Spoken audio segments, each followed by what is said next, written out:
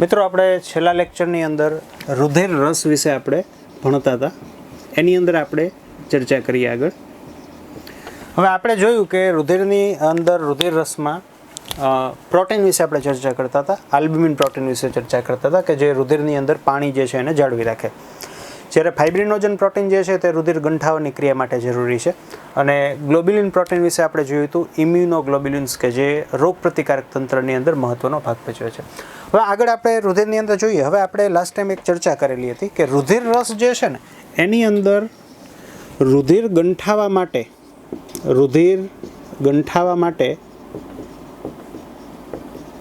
13 જેટલા કારકો મિત્રો, કોઈ પણ જગ્યાએ શબ્દ કારક આવે ને એટલે કારક એટલે આમ દેશી મિનિંગ થાય કે કાર્ય કરનાર, એટલે કે કોઈ જવાબદાર વ્યક્તિ. તો રુધિર ગંઠાવા માટે 13 કારકો એટલે કે 13 પ્રકારના રસાયણો જવાબદાર છે. અને આ 13 પ્રકારના રસાયણો આપણા રુધિરની અંદર રુધિર રસમાં જોવા મળે. હવે આપણે આ 13 પ્રકારના જે કારકો છે એના વિશે તો આપણે આ ચેપ્ટરની અંદર આગળ જોવાનું જ છે. આપણે લાસ્ટ ટાઈમ જે ચર્ચા કરેલી હતી. હવે શબ્દ આપણે એક સમજવાનો છે. શબ્દનું નામ છે સીરમ. માથામાં નાખવાનું આવે ઈ સીરમ નહીં, સીરમ. હવે સીરમ કોને કહેવાય? તો કે મિત્રો, રુધિરની અંદર જે રુધિર ગંઠાવા માટેના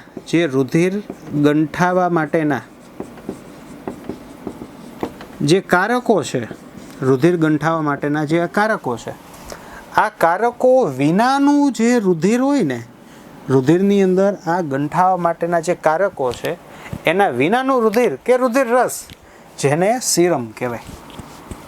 હવે આ વસ્તુ સમજાઈ ગઈ તમને કે રુધિર ગંઠાવા માટેના કારકો સિવાયનું જે રુધિર રસ છે એને આપણે સીરમ તરીકે વ્યાખ્યાયિત કરીએ.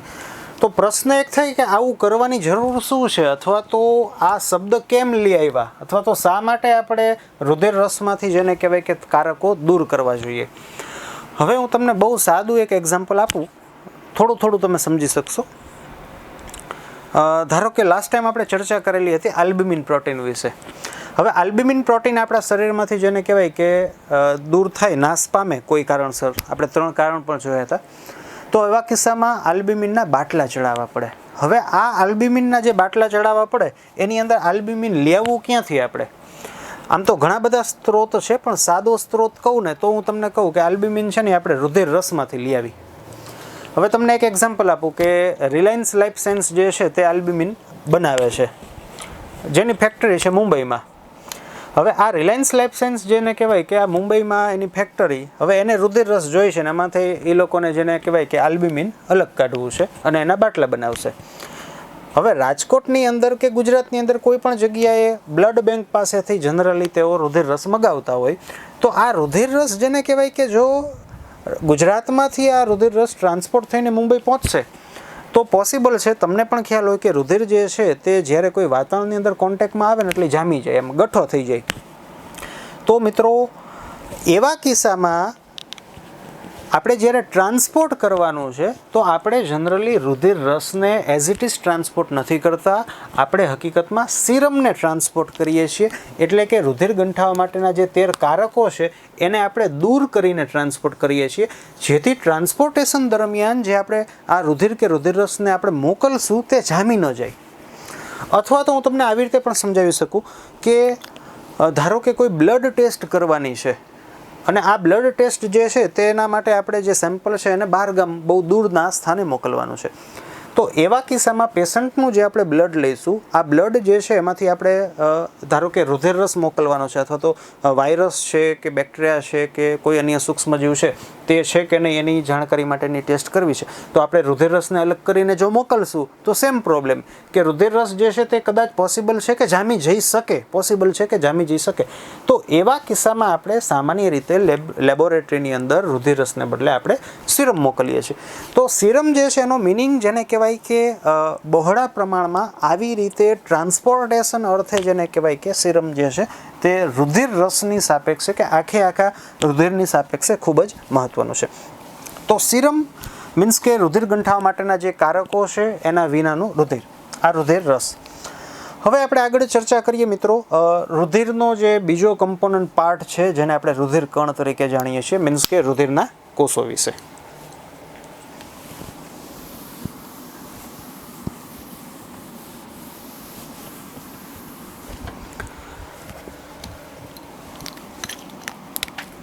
રુધિર કણ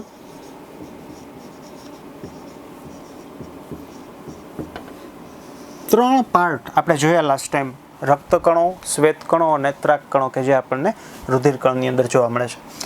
હવે મિત્રો આગળ ચર્ચા કરતાં મારે એવો પ્રશ્ન પૂછવો છે કે રુધિર આપણા શરીરમાં બને ક્યાં? હકીકતમાં જેને કહેવાય કે રુધિર જે છે તે આખું આપણા શરીરમાં કોઈ સ્પેસિફિક જગ્યાએ બનતું નથી, પરંતુ રુધિરના જે વિવિધ ઘટકો છે, જેમ કે રુધિર કણ છે, રુધિર રસ છે, રુધિર રસની અંદર વિવિધ પ્રોટીન્સ છે, એવી રીતે આની અંદર WBC, RBC, ત્રાકકણ છે. એટલે કે રુધિર કોઈ ચોક્કસ એક જ જગ્યાએ આપણા શરીરની અંદર બનતું નથી, પરંતુ રુધિરના જે વિવિધ ઘટકો જે છે તે શરીરની અંદર અલગ અલગ જગ્યાએ બને છે અને પોતપોતાની રીતે જેને કહેવાય કે યોગ્ય જગ્યાએ એકઠા થઈને ફાઇનલી જેને કહેવાય કે રુધિર વાહિનીની અંદર બધા જ ઘટકો પહોંચે અને રુધિર બને. એટલે રુધિર આપણા શરીરની અંદર કોઈ ચોક્કસ એક જગ્યાએ જેને કહેવાય નિર્માણ પામતું નથી. તો રુધિર કણની અંદર મિત્રો આપણે ચર્ચા કરતા પહેલાં રુધિર જે છે તે ક્યાં નિર્માણ પામે છે એની આપણે ચર્ચા કરશું, અને ત્યારબાદ સ્ટેપ બાય સ્ટેપ જેને કહેવાય કે આપણે RBC શું છે, WBC શું છે અને ત્રાકકણ શું છે એની ચર્ચા કરશું. તો રુધિર કણની અંદર RBC, WBC અને ત્રાકકણો, તો સૌપ્રથમ જોઈશું કે તેઓ નિર્માણ ક્યાં પામે છે, એટલે કે રુધિર ક્યાં નિર્માણ પામે છે એની આપણે ચર્ચા કરી રહ્યા છીએ. તો રુધિર કણ અને ત્યારબાદ આપણે રુધિર રસ, કે જે બહુ સિમ્પલ છે, કે તમને એમનેમ પણ કદાચ ખ્યાલ હશે અથવા તો સમજાઈ જશે કે તે કેવી રીતે નિર્માણ પામે છે. તો નંબર 1 રુધિર કણ, રુધિર કણનું નિર્માણ.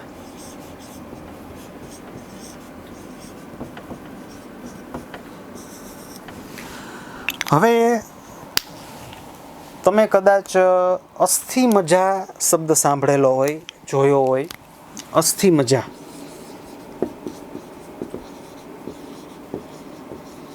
અસ્થિમજ્જા એટલે કે અસ્થિનો મધ્ય ભાગ, વચ્ચેનો ભાગ, મિડલ પોર્શન. હવે આપણું અસ્થિ કે જેના વિશે પણ આપણે બાયોલોજીની અંદર આવનારા ચેપ્ટરની અંદર ચર્ચા કરશું. તો આપણું જે અસ્થિ હોય ને, આ અસ્થિ,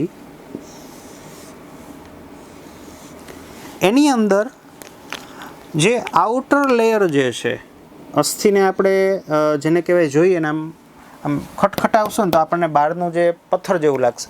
તો આ અસ્થિનું જે બહારનું લેયર જે છે, આ લેયર જે તમે જોઈ શકો, આ છે ને એકદમ ઘન હોય, એટલે આને બાયોલોજીની ભાષામાં ઘનીકૃત અસ્થિ તરીકે ઓળખવામાં આવે છે, ઘનીકૃત અસ્થિનો ભાગ. પરંતુ જે મિડલ પોર્શન છે, વચ્ચેનો પોર્શન છે, જેને મજ્જા તરીકે ઓળખવામાં આવે, આ મજ્જાનો જે ભાગ છે ને તે છિદ્રિષ્ટ હોય, આવી રીતનો પોરસ સ્ટ્રક્ચર, છિદ્રિષ્ટ સ્ટ્રક્ચર. અને આ જે છિદ્રિષ્ટ સ્ટ્રક્ચરમાં તમે જે આ સ્પેસ જોવો છો, આ જે સ્પેસ છે, જગ્યા છે, ખાલી જગ્યા, આ જગ્યાને અસ્થિ મજ્જા પાર્ટ કહેવાય, અસ્થિ મજ્જા પાર્ટ કહેવાય.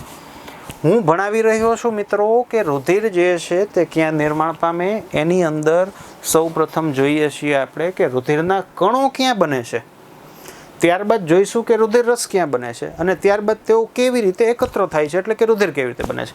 એટલે અલ્ટિમેટલી હકીકતમાં આપણે રુધિર કણો વિશે જ અભ્યાસ કરીએ છીએ, પરંતુ એના જેને કહેવાય કે સ્ટાર્ટિંગ, એટલે કે એના બર્થથી, જન્મથી જેને કહેવાય આપણે અભ્યાસ કરીએ છીએ. તો અસ્થિની અંદર વચ્ચેનો પોર્શન, ખાલી સ્પેસ, જેને આપણે અસ્થિ મજ્જા તરીકે ઓળખીએ છીએ, આ અસ્થિ મજ્જામાં જેને કહેવાય રુધિરના કણ જે છે તે નિર્માણ પામે. હવે રુધિર બનવાની જે પ્રોસિજર છે, એટલે કે રુધિરનું નિર્માણ,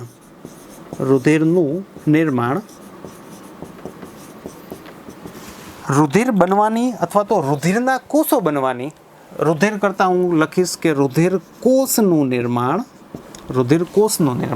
આ જે પ્રોસિજર જે છે તેને હિમેટોપોએસિસ કહેવાય, હિમેટોપોએસિસ. આવનારા વર્ષની અંદર જેને કહેવાય કે તમે વધુ ડિટેલમાં અભ્યાસ કરશો હિમેટોપોએસિસ વિશે. તો રુધિર કોષોનું નિર્માણ આ જે પ્રક્રિયા છે જેને હિમેટોપોઇસિસ કહેવાય. રુધિરના કોષો અસ્થિ મજ્જામાં નિર્માણ પામે. હવે આપણે આગળ સમજતા પહેલાં મારે તમને બે શબ્દ સમજાવવા છે. બહુ સિમ્પલ શબ્દ છે કે જેથી આપણે આગળ સમજી શકશું. પહેલો શબ્દ મારે સમજાવવો છે કોષ વિભાજન. કોષ વિભાજન તો ખ્યાલ જ હોય કે એક કોષમાંથી બે સમાન એવા કોષોનું નિર્માણ, કે જેને આપણે સમવિભાજન પ્રકારનું કોષ વિભાજન તરીકે ઓળખીએ છીએ. તો કોષ વિભાજન એટલે એક કોષમાંથી એવા ને એવા જ રચના કે કદ કે કાર્ય જે પણ કહો તે એવા ને એવા જ બે કોષોનું નિર્માણ, જેને આપણે કોષ વિભાજન તરીકે ઓળખીએ છીએ. હવે મેઇન શબ્દ મારે સમજાવવો છે તમને કોષ વિભેદન. કોષ વિભાજન અને કોષ વિભેદન, કદાચ આ શબ્દ આજે પહેલી વાર પણ તમે કદાચ સાંભળતા હોઈ શકો છો. હવે કોષ વિભેદનનું મિનિંગ શું થાય તે હું સમજાવું. તો કે એક કોષનું કાર્ય અને રચનાની દ્રષ્ટિએ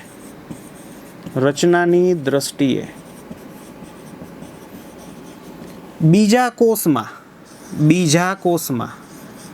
કોષમાં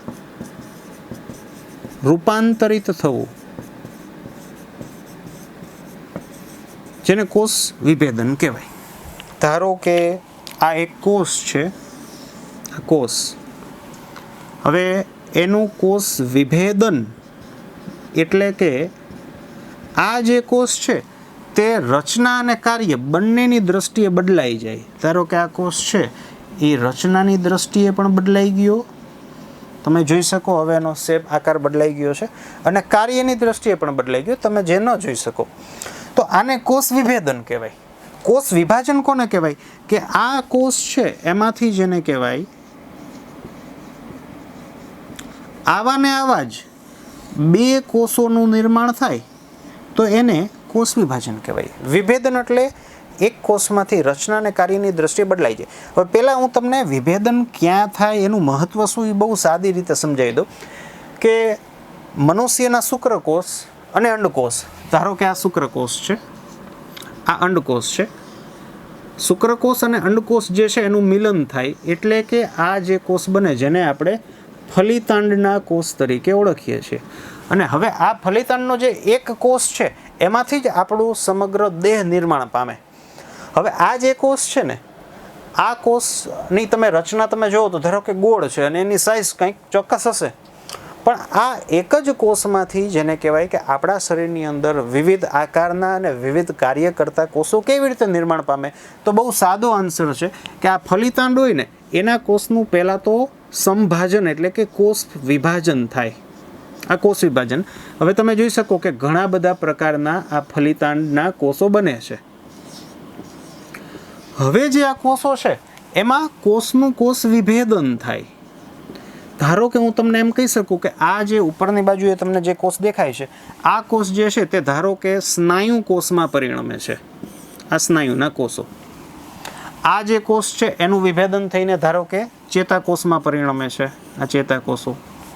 આ જે કોષ છે એનું વિભેદન થઈને ધારો કે જઠરની પેશીના કોષોમાં તેઓ પરિણમે છે. આ જઠરની પેશીના કોષો. આવી રીતે મિત્રો વિભેદન થઈને આ જે કોષો છે તે રચના અને કાર્યની દ્રષ્ટિએ બદલાય છે, અને પુનઃ જેને કહેવાય કે આ કોષો જે છે તે પાછા જેને કહેવાય કે વિભાજન પામે, અને વિભાજન પામીને ધારો કે આ સ્નાયુ કોષ છે તો આખા નવા સ્નાયુઓ બનાવશે. આ જઠરનો કોષ છે તો એ વિભેદન પામીને જેને કહેવાય વિભાજન પામીને આખી જઠરની પેશીઓ બનાવશે. તો વિભેદન આ એનો મિનિંગ અથવા તો આ એનું મહત્ત્વ ક્યાં થાય? તો કે મેઇનલી મુખ્યત્વે જેને કહેવાય કે જ્યારે આપણું ફલિતાંડ જે છે એમાંથી અંગજનન જેને કહેવાય જ્યારે થતું હોય ગર્ભીય અવસ્થાએ, આવા સમયે આપણને વિભેદન અવસ્થા અથવા તો જેને કહેવાય કે વિભેદન ઘટના વિપુલ પ્રમાણમાં જોવા મળે, અને એક ફલિતાંડના આ કોષો જે છે એમાંથી વિભેદન પામીને આપણા શરીરની અંદર વિવિધ પેશીઓના કોષો બને, અને આ કોષો છે એનું પાછું જેને કહેવાય સંભાજન થઈને વિવિધ પેશી અંગ અને આખું આપણું બોડી જે છે એ બની જાય. તો ફાઇનલી વિભેદન એટલે એક કોષ જે છે એનું કાર્ય અને રચનાની દ્રષ્ટિએ બદલાવું, અને વિભાજન એટલે એકમાંથી બે કોષ બનવા. હવે આપણે જોઈએ ખરેખર જેને કહેવાય કે કેવી રીતે નિર્માણ પામે છે.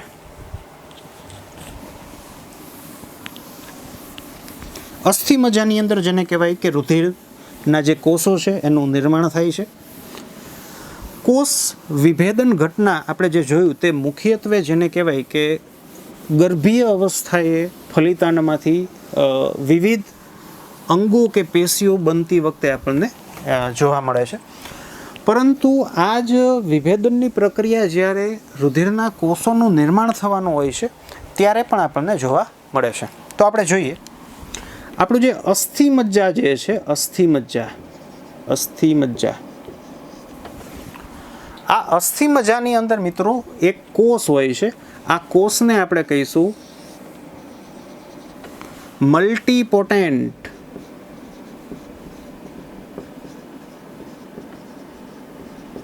મલ્ટીપોટેન્ટ હિમેટોપોએટિક સ્ટેમ સેલ. હિમેટોપોએટિક સ્ટેમ સેલ અથવા સ્ટેમ કોષ. હું તમને ભણાવી રહ્યો છું કે રુધિરના કણો કેવી રીતે નિર્માણ પામે છે. તો કે આપણું જે અસ્થિ મજ્જા હોય ને આ અસ્થિ મજ્જામાંથી રુધિરના કોષો નિર્માણ પામે. હવે આ અસ્થિ મજ્જાની અંદર એક કોષ હોય. આ કોષનું નામ છે હિમેટોપોએટિક સ્ટેમ સેલ. આ હિમેટોપોએટિક સ્ટેમ સેલ જે છે આ હિમેટોપોએટિક સ્ટેમ સેલનું વિભેદન થાય. એટલે કે આ જે કોષ જે છે તે રચના અને કાર્યની દ્રષ્ટિએ બદલાય અને હિમેટોપોએટિક સ્ટેમ સેલ જે છે એમાંથી વિભેદન થઈને એક કોષ બને. આ કોષ જે છે તમે જોઈ શકો કોષ. આ કોષનું નામ છે મેગાકેરિયોસાઇટ્સ. મેગાકેરિયોસાઇટ્સ.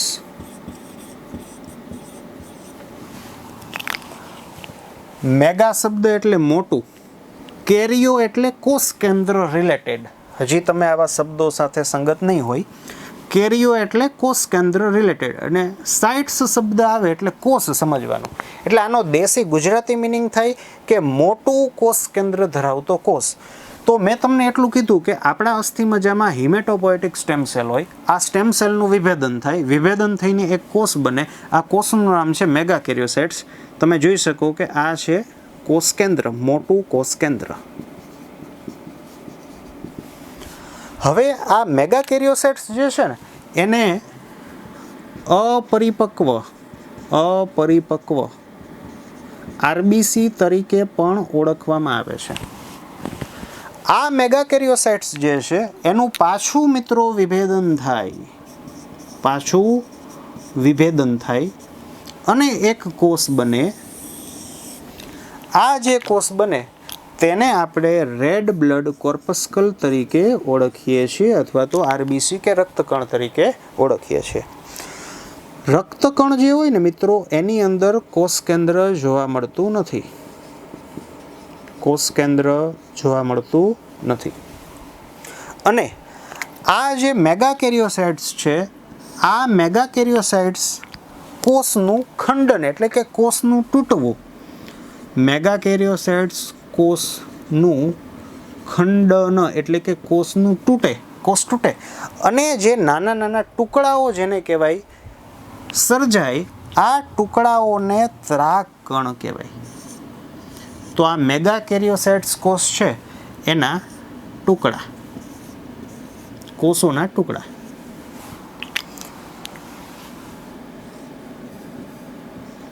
ખંડિત કોષ. હવે આ જે બન્યું આને કહેવાય ત્રાક કણ. મેં અગાઉના લેક્ચરમાં પણ કીધેલું હતું કે ત્રાક કણ છે ને એ કોષ નથી. તો તમે જોઈ શકો કે મેગાકેરિયોસાઇટ્સ કોષ તૂટે છે અને ખંડિત કોષ જે છે તેને આપણે ત્રાક કણ તરીકે ઓળખીએ છીએ. તો આ વાત થઈ જેને કહેવાય કે મેં તમને બહુ સાદી રીતે સમજાવ્યું કે આરબીસી અને ત્રાક કણ જે છે તે કેવી રીતે નિર્માણ પામે છે. તો હકીકતમાં જેને કહેવાય કે આટલું જ સ્ટેપ નથી, બહુ વધારે લાંબુ સ્ટેપ છે. હિમેટોપોએટિક સ્ટેમ સેલમાંથી જેને કહેવાય કે માયલોઇડ સેલ્સ બને છે, એમાંથી સ્ટેપ બાય સ્ટેપ કેટલાય કોષો બને વિભેદન થઈને, ફાઇનલી એક કોષ બને મેગાકેરિયોસાઇટ્સ, અને મેગાકેરિયોસાઇટ્સનું વિભેદન થઈને આરબીસીનું નિર્માણ થાય. તો આ મેં તમને જેને કે અહીંયા જે બે એરા મૂક્યા છે એનો મિનિંગ છે કે ઘણા બધા વચ્ચે કોષો બને અને પછી જેને કહેવાય મેગાકેરિયોસાઇટ્સ બને અને પછી ફાઇનલી આરબીસીનું નિર્માણ થાય. તો આ જે પ્રોસેસ છે જેને આપણે હિમેટોપોએસિસ કહીશું, એટલે કે રુધિરના જે કોષો છે એનું નિર્માણ, જેની અંદર આપણે આરબીસી કેવી રીતે બને છે એ જોયું અને ત્રાકકણ કેવી રીતે બને છે એ જોયું. આરબીસી રક્તકણો અને ત્રાકકણ બંનેના પૂર્વજ સમાન છે, એટલે કે મેગાકેરિયોસાઇટ્સમાંથી નિર્માણ પામે. આરબીસી જે છે એની અંદર કોષ કેન્દ્ર જોવા મળતું નથી. આપણે ભણશું આગળ ડિટેલમાં કે સસ્તનોના જે આરબીસી છે એની અંદર મુખ્યત્વે કોષ કેન્દ્ર જોવા મળતું નથી. હવે શા માટે કોષ કેન્દ્ર જોવા નથી મળતું એનું તમને એક લોજિક કહું, ઉદ્વિકાસનું લોજિક બોલાય એને, કારણ કે કોઈ ટેકનિકલ બાબત નથી, આપણે નથી રાખવું એવું નથી, પરંતુ આવો ઉદ્વિકાસ થયો છે. હવે આરબીસી જે છે એની અંદર મુખ્યત્વે હોય શું, તો કે આરબીસી જે છે ને એની અંદર મુખ્યત્વે હિમોગ્લોબિન હોય. આપણે બેઝિક કોષની ચર્ચા કરશું ત્યારે પણ આવશે કે અપવાદ રૂપે આરબીસી એવા કોષ છે કે જેની અંદર કાંઈ જ જોવા મળતું નથી. જનરલી કોઈ પ્રાઇમરી લેવલનો કોષ હોય ને તો પણ આપણને એની અંદર અમુક અંગિકાઓ જેમ કે રિબોઝમ તો જોવા મળે જ, પરંતુ અપવાદ રૂપે આરબીસી જે છે એની અંદર કાંઈ જોવા જ નથી મળતું. કોષ કેન્દ્ર પણ નથી, એટલે કે ડીએનએ નથી, અંતઃકોષરજાળ નથી, ગોલ્ગી કાંઈ નથી, રિબોઝમ નથી, કાંઈ નથી. તો આરબીસીની અંદર મુખ્યત્વે આપણને હિમોગ્લોબિન જોવા મળે અને કોષ કેન્દ્ર નથી.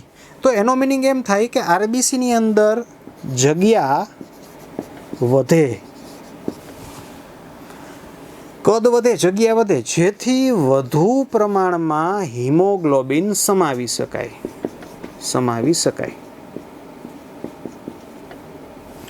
વધુ પ્રમાણમાં હિમોગ્લોબિન સમાવી શકાય તો વધુ ઓક્સિજનનું વહન થઈ શકે.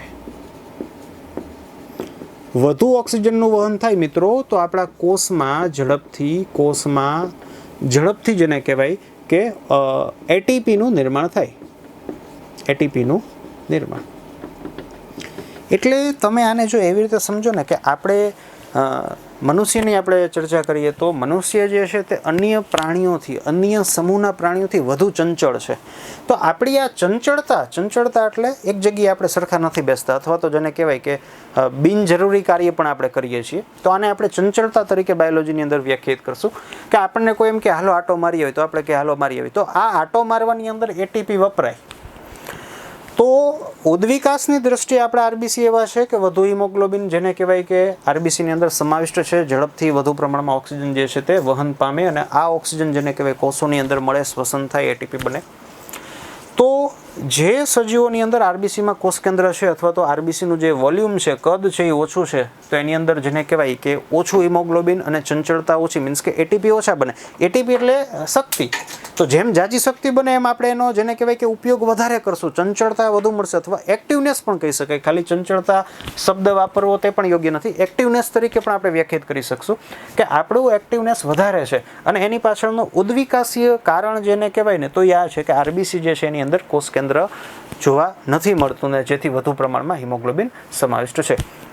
તો આ જે વાત થઈ જેને આપણે અસ્થિમજ્જાની અંદર આરબીસી અને ત્રાકકણ જે છે તે કેવી રીતે નિર્માણ પામે છે, એક શબ્દ જેને કહેવાય મારે તમને કહેવો છે, હિમેટોપોએસિસ.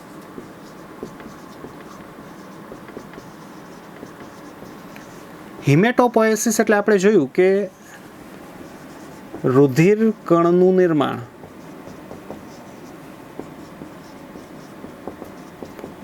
આ જે પ્રક્રિયા છે, પ્રોસેસ છે, જેને આપણે હિમેટોપોએસિસ તરીકે ઓળખીએ છીએ.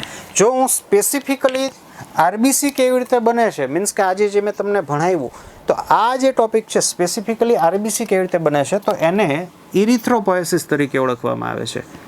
ઇરિથ્રોપોએસિસ. તો ઇરિથ્રોપોએસિસ એટલે કે આરબીસીનું નિર્માણ.